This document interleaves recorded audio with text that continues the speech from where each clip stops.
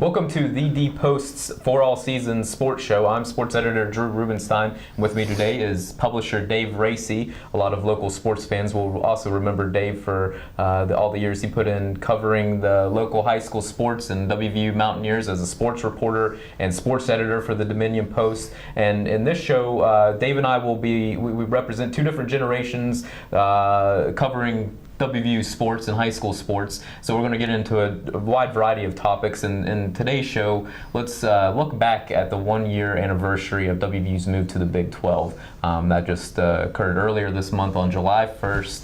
And I'm curious to what will be the lasting memory in your mind, and what do you think people are going to remember from this first year in the Big 12? I don't think anybody would have expected the baseball team to be the team that kind of captivated the local audience. But what are you going to take away from the first year? The memory that always stay with me is the Baylor football game here. That shootout, what was it, 70 to 63. 70-63. I mean, and that was our first Big 12 game. Right.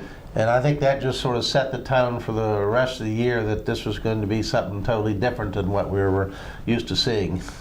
And when you look at the entire year, disappointment, is that also what's going to stick out, or do you think fans were expecting some growing pains along the way? Well, I think realistically they had to expect growing pains, but they started off so well in football that then they got everybody excited, and sort of like the Pirates did last year, and so, you know, it is a 12-game season.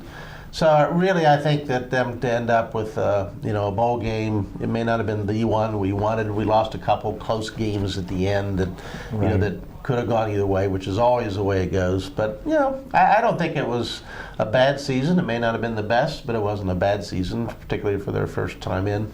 And you've been in Morgantown when WVU's made other transitions, when they made the move from Atlantic 10 basketball to Big East basketball, and they were actually independent, I guess, before they moved into Big East football. But what WVU is experiencing right now, does it compare at all to those past experiences, or is this a completely different animal? I'd say the travel makes the big difference here. I mean, the Big East was pretty conveniently located, Pittsburgh, Washington, up in the New York area and stuff. And so, they were able to do it without charters, and it was pretty good. The competition may have been a little bit better in the Big East when they were there, because that was when coming off their heydays, when right, John Thompson and George, Lou Carnesecca and those guys like that. There were right, some still remnants of some very good Big East teams there. So I think this year the Big 12 probably wasn't as strong as it has been. So, but maybe the traveling and things like that made it a little bit more difficult, more so than the competition. You also look at facilities and infrastructure and money and things like that, and obviously a big part of WVU making the move to the Big 12 was the stability and the financial security that came with it. That said, when visiting schools like Texas and Oklahoma State, their facilities are at a different level than WVU's. Is this something that WVU's just experienced throughout time, or how's that going to play out in the future? Are they going to be able to overcome for the Texases and Oklahomas and the resources that they have compared to West Virginia may just never have that type of budget? I can't see West Virginia competing with Texas and Oklahoma and some of those schools. West Virginia is not a well-off state, and those other states have a lot more boosters. They have a lot more tradition and things. Now, coming out of the Big East, I think in the Big East situation, we were the Texas of the Big East. We had the best facilities, I think, than all the other schools. So, we sort of gone from being at the top, now we go down to the sort of the bottom end of it. Though I have not seen, all the facilities in places like Kansas State, Kansas, Iowa State, Texas Tech. It's, but right, I can believe Oklahoma State, and Texas they're doing fine.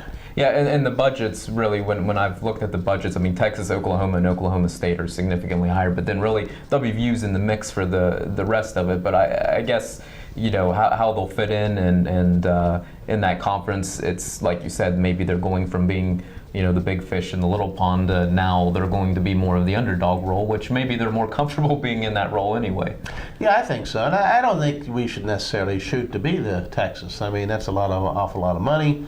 And I just don't think it's it's a sport, so I don't know if we really need to do that. I think we want to be competitive, and then on a given day, on a given year, sometimes you'll peak and you'll have a good year, and maybe challenge for the conference title and then have to rebuild. I think that's sort of a common things among most schools and stuff. Only the Alabamas and those kind of schools that spend just millions of dollars more than we ever could think of, can reload and reload every year and challenge the national championship. And I don't think that's really the mission of our school. Shouldn't be, anyhow.